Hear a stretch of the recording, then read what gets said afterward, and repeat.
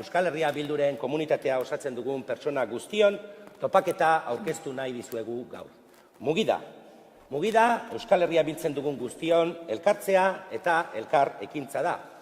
Asko dugu ospatzeko, asko dugu borrokatzeko eta asko partekatzeko.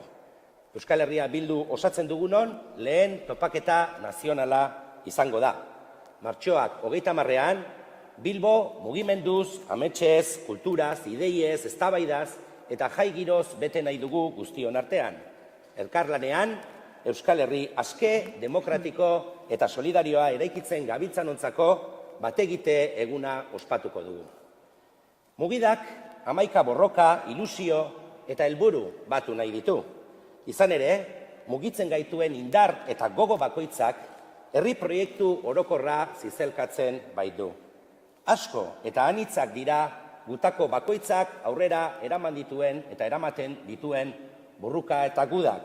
Eskolan, lantokian, zaintzan, integrazioan, euskaran, ingurumenean, eta asko eta anitzak dira lortu ditugun garaipenak. Hori ere guztia ospatu nahi dugu, eta guztion artean emozioak elkarbanatu. Peraltatik Sestaora, Kanpezutik Maulera, mugi daitezen ideiak, ekintzak eta ametsak. Martxoak 30ean Euskal Herria biltzen dugun jendea bilduko gara. Militanteak, lagunak, senitartekoak, bisitariak, Euskal Herriari ekarpena egin nahi dion edonor ongi etorria izango da eta bere lekua izango du Bilbon.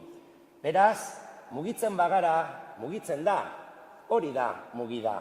Ametsak mugi, Euskal Herria mugi, Euskal Herria mugimenduan da.